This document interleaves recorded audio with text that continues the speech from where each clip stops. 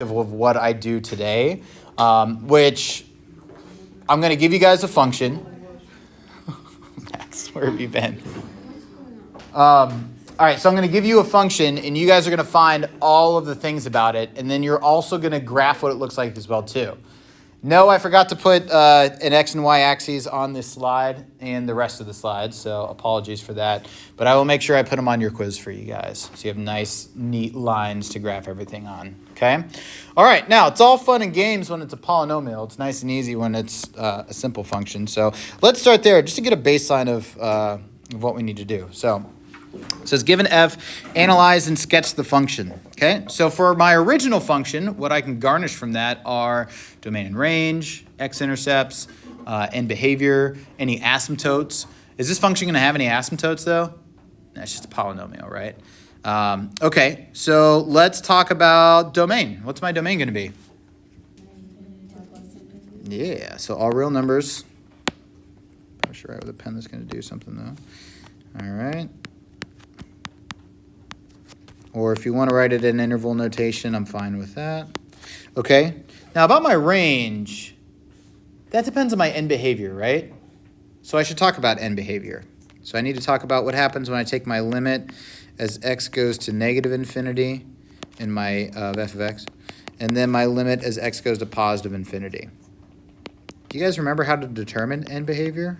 This is why we started talking about the graph dance in first period. When it comes to a polynomial, your end behavior depends upon two things. Do we remember what those things are? Good. And? Leading coefficient, right? So if your highest degree is even or odd, it behaves differently. Here, let's do it. Okay, dance time. Okay, let's say you have an even degreed polynomial. Highest degree is even. And let's say it's a positive leading coefficient. With your arms, what does your end behavior look like? Like this, right? You can think of like a quadratic, okay? What about if you have a negative leading coefficient? Okay. What about if you have an odd degree with a positive leading coefficient? Something like this. Odd degree with a negative leading coefficient. Like that. So then in homecoming, if you run out of moves, just hit some of those, okay? And then take a video, and I'll give you guys bonus points. Really? Yeah. You didn't hear me say that? No. What? I'm not going to homecoming, but if I get a group of people, still do it. Fine. Yep.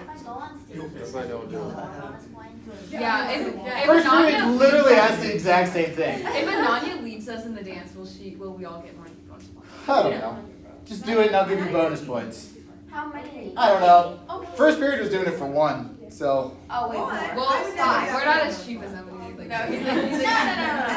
They're just appreciative of any bonus points because that's not something I do often. Yeah, right. Look how many people are down to hit the graph dance. That's not public embarrassment. You guys are going to start something. Okay, fine. Two. Oh, the nerve receptor. Yeah. Max? So I'm going to a pumpkin festival, so can I like Heck yeah, dude. into my pumpkin? Ooh. And then, like, can I get bonus that way? You're not going to homecoming? Because I'm going to the Barnesville Pumpkin Festival. So Who made that decision? my parents. I mean, it sounds like a rad pumpkin festival. Last year the winning pumpkin sold for $2,000. So It's pretty dope. yeah. Imagine having 2,000 for a pumpkin. That's a lot of pumpkin seeds. I love some pumpkin seeds. Sure. Carve a graph into your pumpkin, Max. When I was in 5th grade, I carved a pie into my pumpkin, like the symbol, so it's pumpkin pie. I like that. I've done that as well, too. I'll have to find a picture. Because we're talking about pumpkin festivals. Had to share it. I remember when Ellie, I did the same thing, and I remember after I carved out the pie, I did it so perfectly that I set it to the side, and it was literally a pumpkin pie. You know what I mean? Like it was the pie symbol, but it was a pumpkin. So, well, okay. All right, anyway. I have an odd degree with a positive leading coefficient. What was the end behavior again? Like this, right? Yeah? Okay, so as it goes to the left, as x goes to the left, what is my limit going to be? Positive or negative infinity? Negative infinity.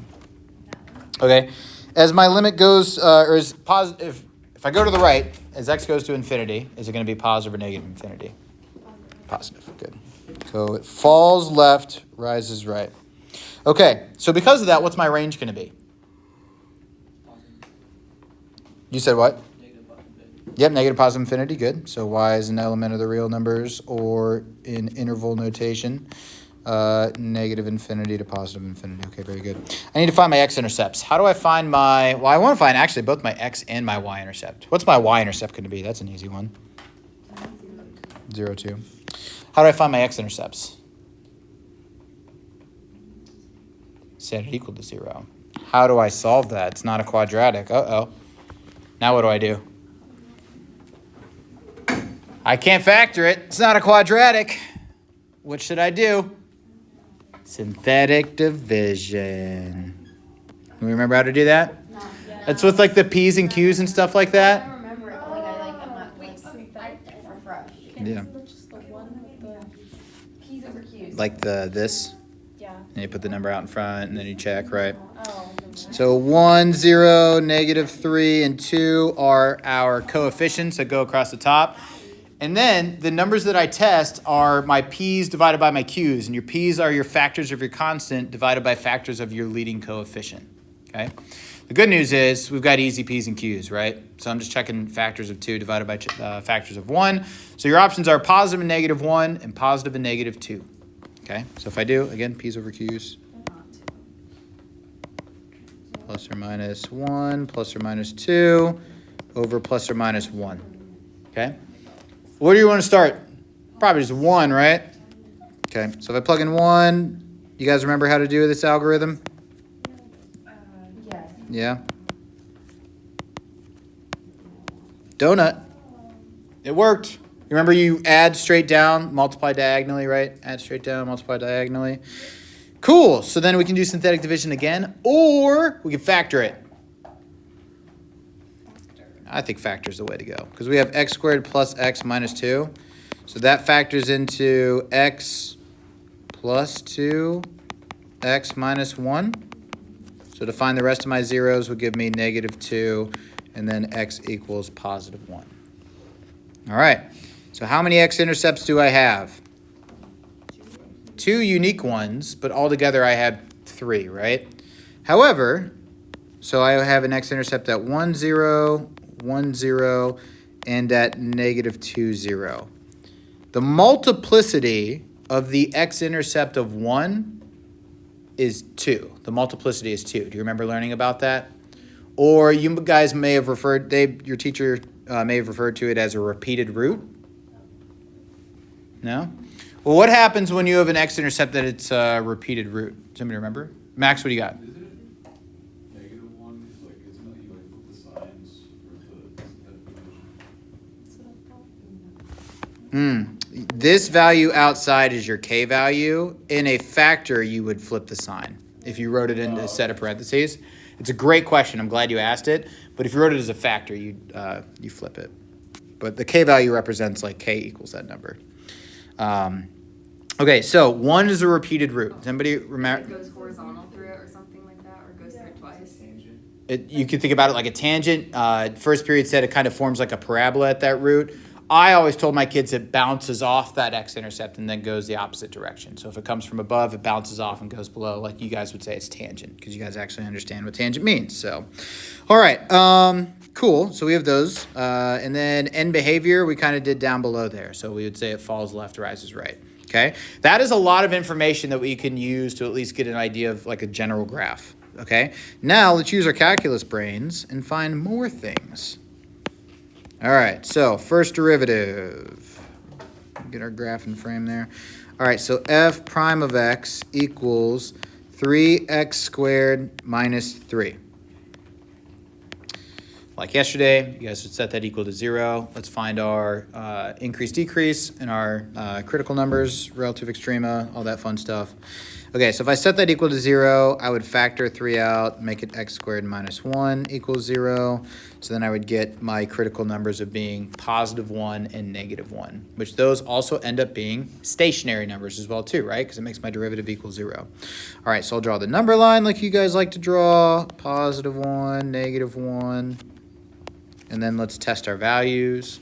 I don't know. I don't like testing the negative first. Let's just test the easy ones first. Imagine if I plug in 0. If you plug in 0, am I going to get a positive or negative output? Negatory. And then if I plug in something to the right of 1, I square it, I subtract 1 and multiply it by 3, it's going to be positive. And then if I plug in something to the left of -1, same thing's going to happen. You're going to square it, it's going to be bigger than 1, so you get positive values all around. Okay? Which means, what do I have at -1? It's a max, because I'm going from increasing to decreasing. And then what do I have at +1? I don't know if I've ever had an AP Calc student named Max before. And now I have 2 in the same class. And they sit right next to each other. That is nice. Negative infinity to -1. And then from 1 to infinity. And then it's decreasing from -1 to 1. Can we put union for that? Yeah, we should. I was being lazy. You're right, Rossi. No room for laziness.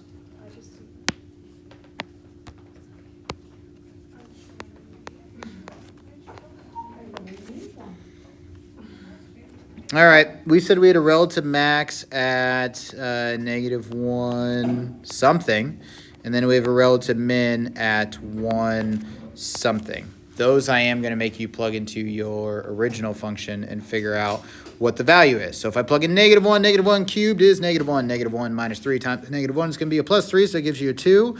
And then 2 plus 2 is going to give you 4. So relative max at -1, 4. And then if I have a relative min, if I plug in 1, 1 minus -3 is -2, -2 plus 2 is going to be 0. All right, now we got to find concavity. So we're going to take our derivative again. All right, so then f double prime of x is going to equal 6x. Oh, baby. So then we just get that x equals 0 is the only value I care about. Why did I make my number line so big? All right, so I got to plug in something to the left of 0, to the right of 0. If I plug it into the left, it's going to be negative. If I plug it into the right, it's going to be positive there, which means that my function is concave up from 0 to infinity, and then concave down from -infinity to 0. Is 0 going to be an inflection point or not? Yeah, it is. It is defined in the original. It's not some sort of asymptote or anything like that, so it is indeed going to be an inflection point. We already know that the output is 2 there because we checked that, and it was our y-intercept. Okay, it's a lot of info. Now your job is to take all that info, put it in a graph. So that process was all fairly similar to what you guys have done before, but now we need to graphically see what is going on.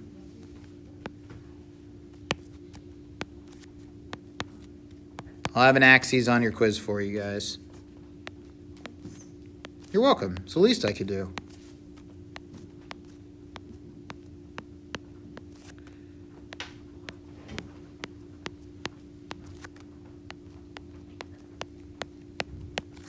All right. Let's graph all of our basic information first. So that would be my intercepts. So then 0, 2 is a y-intercept. Oh, we need a color. Red. Graphic red. Okay, and then my y-intercepts. 1, 0. And what was the other one? -2, right? Okay. All right. And I know at 1, it's going to bounce off the axis, or it's going to be tangent, or whatever you want to think about it like, okay? All right, and then beyond that, that's pretty much what I can get from my original function. I know my end behavior is positive to -infinity, so negative to the left, positive to the right, and then increasing from -infinity to -1, and then it's going to decrease. I have a max there, so that's going to make sense to me. Okay, so from the left, my graph is going to come from below. So it's going to look something like, oh, wait, where's our max at? Sorry, that's what I forgot to do. -1, 4. I knew there was something I forgot. So 1, 2, 3, 1, 2, 3, 4. -1, 4 is going to be our max, okay? So it's going to come from below, hit this, come back down, and then we said it's going to bounce here and then go up, okay? If we check with our concavity, we got that our point of inflection was at 0, 2. And if we tried to, I tried to draw it when I sketched it, but it would go something like that, would probably be a more accurate representation of my concavity. So there we go. So something that looks like that would be a little better, okay? How did you know that it was going to go like that again? So it is concave, it's a good question. It was concave up from 0 to infinity, and then concave down from negative infinity to 0, which means 0, 2 was a point of inflection. So if I go to my graph, it's going to switch concave down here. Or were you asking about this point, Rossi? Were you asking about this point here? Or okay. I knew that because it was a repeated root. So since it was next intercept 2 times, so that's why. Now, if you have a repeated root an odd number of times, so if it's x cubed, instead of crossing your x-axis or just bouncing off your x-axis, if it's cubed, your function is going to look like this. It's going to flatten out at that x-intercept. But still, it'll switch on either side the sign of it, but it just flattens out as it approaches it. Okay? All right, questions there? It's a polynomial. It's all fun and games, but now let's do a rational function. All right, 25 minutes to get through these two. I think I can do it. All right.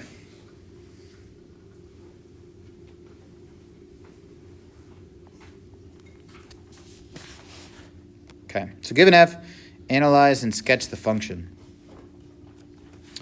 All right, there's more things we can get out of our original function now. Okay, let's start with domain. What's going to give me an issue with this function? Yeah, so like we're going to have asymptotes in this one, right? Which is where my denominator is 0. What x values does that happen at? Okay, so those are going to be my vertical asymptotes. Now, when you write your asymptotes, I want you to write 2 limits for each asymptote. I think you guys have done that in the past. I think that's commonplace for you guys. So my domain would be from negative infinity to negative 4, and then from negative 4 to 4, and then from 4 to infinity. Okay. And then let's see, range we can talk about here in a second.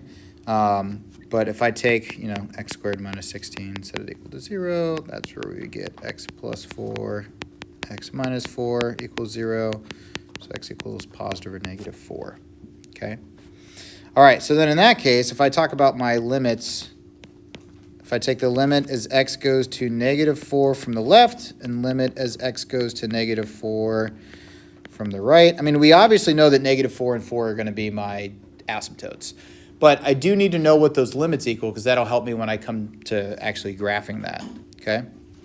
All right. So if I approach negative 4 from the left, what type of values would I get in my denominator? If I plug in just straight up negative 4, it's going to be 0, right? But if I plug in like negative 4.1, which is to the left of negative 4, what type of values would I get in the bottom? Very good. And then what about in the top? Well, that I could just kind of plug in negative 4. I don't have to get crazy with it because it's not going to give me a 0 up top. So if you plug in negative 4 up top, you would square it and get 16, multiply it by 2 and get 32, and then subtract 8 from it. So it's going to be a positive number, right? Okay, so we get positive in the top, positive in the bottom. So what type of infinity will we get? Yeah, good. So vertical asymptotes are going to give you either positive or negative infinity. Our job is to just figure out which one it is. If I plug in negative 4 from the right, that would be like negative 3.9. If I plug that into the bottom, would that be positive or negative? It'd be negative, right? Because you're going to have something less than 16, then you're subtracting 16 from it. And then the top is always going to be positive, right? Because we're basically plugging in negative 4. Okay, so now I have positive over negative, so that gives me negative infinity. It's going to help me when I actually plot that vertical asymptote in the graph itself, okay? I got to play the same game for 4, so limit as x goes to 4 from the left of f of x, and then limit as x goes to 4 from the right of f of x.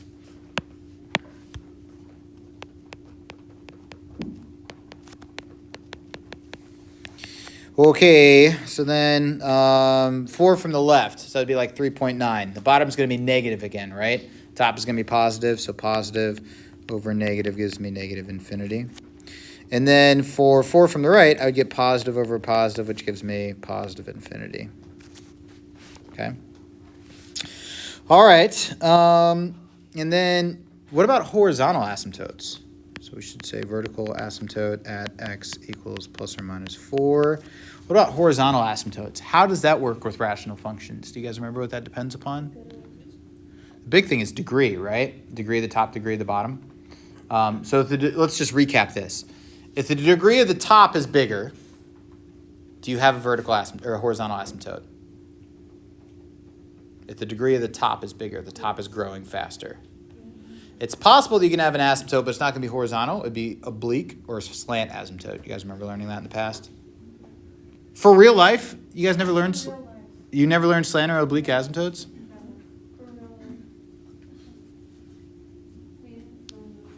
Really?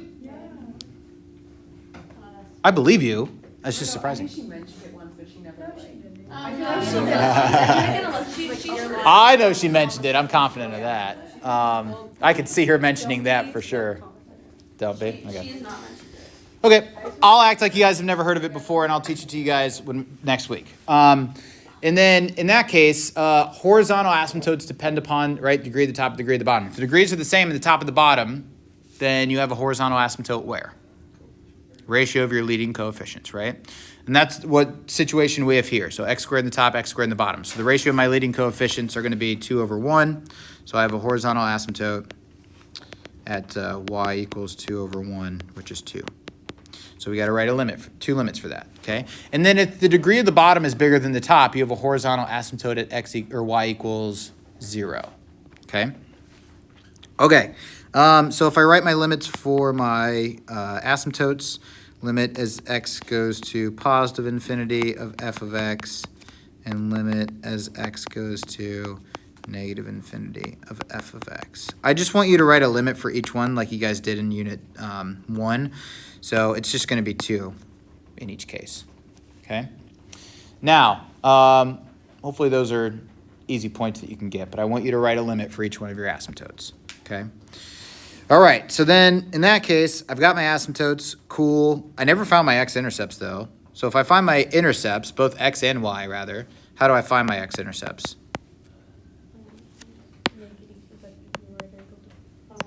Yeah, so let's set my numerator equal to 0. So when y equals 0, right? Okay, so then 2x squared minus 8 equals 0. So then I would get x squared, divide both sides by 2, right? So then x squared minus 4. So then that's going to happen at plus or minus 2.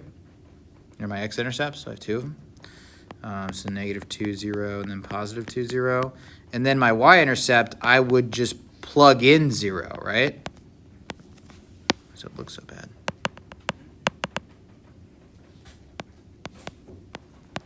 All right, so then if I plug in 0, it'll be f of 0, which is negative 8 over 16, negative 16, which gives me positive 1/2. All right, so then 0, 1/2 is going to be my y-intercept. Those values are crucial because, I mean, those are going to help me graph the function. I got to plot that stuff. All right, now I have to embark on a journey of taking my derivatives. Let's do it. So f prime of x equals, I think we're bound to the quotient rule with this one, wouldn't you guys agree? All right, so then low d high minus high d low over low squared. So then low d high minus high d low. I'm just going to put the 2x there. 2x squared minus 8 over my denominator squared.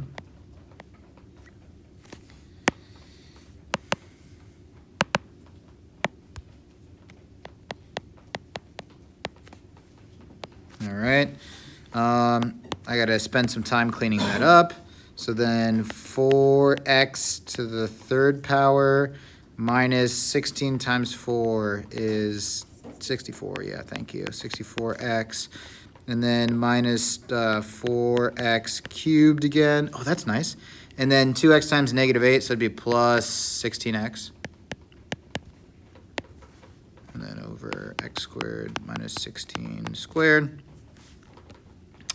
All right. 4x cubes cancel out. And then negative 64 plus 16 is negative 48. X squared minus 16 squared. Okay, there it is. Let's set it equal to 0 and find all the things. Okay. So if I set it equal to 0, I just get x equals 0. But I still have to test what other values. Or I still have to bear in mind what other values aside from 0. Like when I do my intervals or my number line? No. You said what? When I draw my number line, what numbers should I put on there? 0 and then what else? 4 and negative 4, right? Yeah. So the ones that make the denominator equal to 0. And also, if it didn't happen to make your denominator equal to 0 again, they are asymptotes in the original. Okay? All right, so let's... Do that every time there's asymptotes. Mm-hmm. Yep. So let's see what we get. Okay, I don't know. We are plugging it into my derivative right here. So something to the left of negative 4. Well, first of all, talk to me about the bottom. Always positive. Thank goodness. That makes it much easier to test. Then we just have to look at the top, right? So then if I plug in a negative number, it's going to be positive. If I plug in a positive number, it's going to be a negative. We all in agreement with that? So then up top, or I should say to the left of negative 4, positive there. In between negative 4 and 0, positive there. This is an asymptote, though, so I do need to make sure that I split those intervals up. And then in between 0 and 4 is going to be negative, because I get a negative up top and a positive in the bottom. And then same thing to the right of 4. All right, so then now what I want to do is, put that stuff in my... to the left here. So I've got increasing, decreasing, and then the rest of those things. So it's increasing from negative infinity to negative 4, and then from negative 4 to 0. And then it's decreasing from 0 to 4, and then from 4 to infinity. Okay, maxes, mins, what do you think? Do I have either? The max, you don't have a min. Yeah, I just have a max, right? And that's going to be, so I have a relative max at 0 something. And then I've, oh, we already know what that value is. It's a half, right? Because we found that as a y-intercept before. And I have no mins. Even if your problem doesn't have a min, you will still have an answer blank for a min. You just need to put none, okay? All right, concave up. Oh, that's second derivative. All right, let's do it. F double prime of x. Okay, so we're dealing with this circled function over here. So we got to take the second derivative of that. So low d high would be negative 48 times x squared minus 16 to the second power minus high d low. So high would be negative 48x. And then the derivative at the bottom is going to require, yes, ma'am, so 2 times x squared minus 16 to the first power, but then multiplied by 2x. All right, over low squared, which becomes x squared minus 16 to the fourth. Up top, that doesn't look super fun to distribute out, but what can I do to make my life easier? Yeah, you can spend time factoring it out. I'm cool with you guys just canceling out right now, right? It's in every multiplied term. So in the denominator, it would be to the third power. In the numerator, the first one would go down to the first power. And then the second one would cancel out entirely. So that's going to make it much easier for us to simplify this. So f double prime of x equals, okay.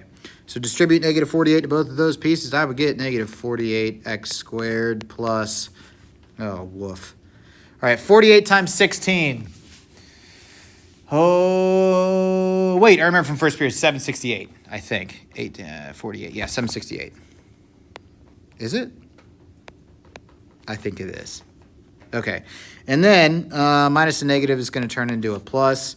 Okay, 48x times 2 times 2x. So 48 times 4 is 192.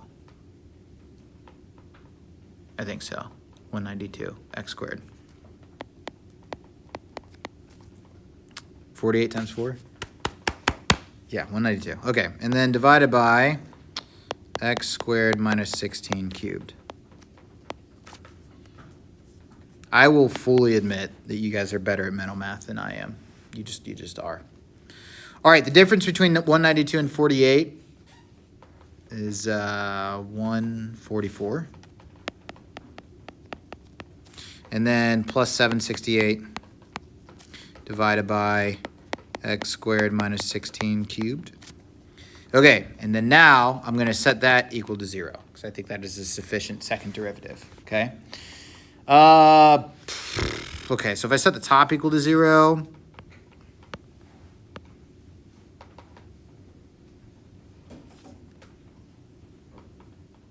$48 goes into both of them because I multiplied each one by a 48. So 48 times 3, so 3x squared. And then 768 was 48 times 16, so then plus 16 equals 0. Okay. So really I need to set 3x squared plus 16 equal to 0. What happens when I try to do that, though? Let's see. Minus 16. Can 3x squared equal negative 16? Nope. So that means my derivative is not going to be equal to 0. Well, that's good news for the good guys. However, when I test my intervals for concavity, I still need to use what numbers? Negative 4 and 4, right? Okay. All right. So I need to plug those into my derivative. Hey, what can you tell me about the numerator?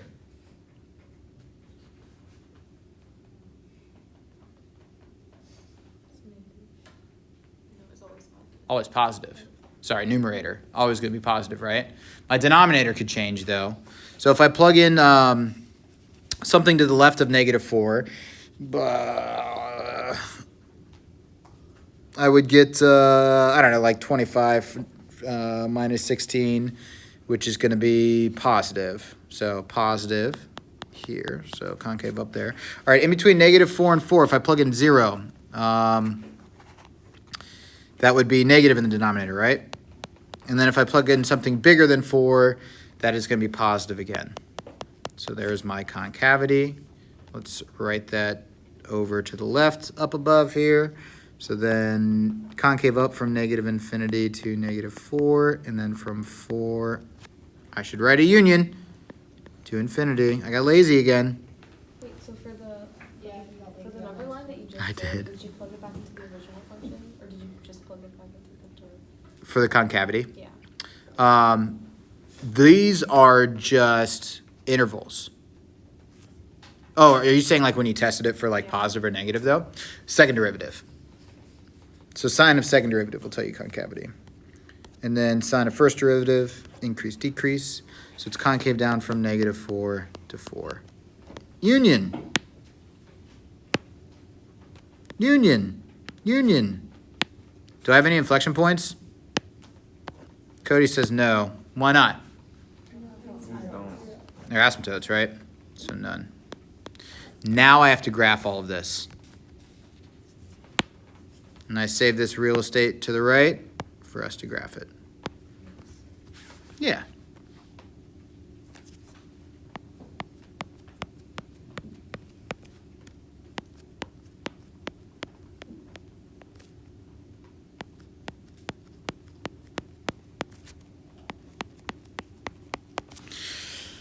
Okay. All right. My points. Let's see. X-intercepts at negative 2, 0, and 2, 0. Y-intercept at 0, 1/2. Wow, that's like really stretched out there, huh? And then, okay. And then I have asymptotes, right, at positive and negative 4. So I'm going to put my dotted lines there. 1, 2, 3. This is where doing the limits that we did earlier is going to pay off in dividends. All right, and then, cool. All right, those are the confines in which my graph is going to live. So I should have 3 sections of graph that I'm plotting, okay? I'm going to just do the one that's in the middle, like, straight away. You guys cool with that? I mean, I have my x-intercepts there. With this, we set at 0, 1/2 was a max, right? Yeah, relative max there, and we had no min, so...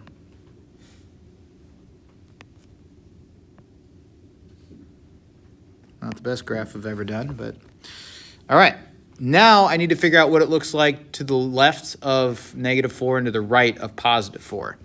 Okay, and I should check my end behavior. I knew the limit as x goes to -4 from the right was -infinity, but now I need to look at limit as x goes to -4 from the left is +infinity. So then that means my graph is going to look something like this. It's going to come from up here, and then I'm going to get close to my horizontal asymptotes, something like this. All right, here's a quick cue. Can you cross a vertical asymptote? We know, but you can cross the horizontal. Yeah, can't cross a vertical asymptote, like those vertical lines. I can't cross through there. I get really close, but I can't cross through there. But horizontal asymptote, it is possible that you can cross. You don't always, but you can, okay? What's the one where there's like a point on it and then it goes like through the point and then back down? Because we learned that last year, but I forget like when that happened.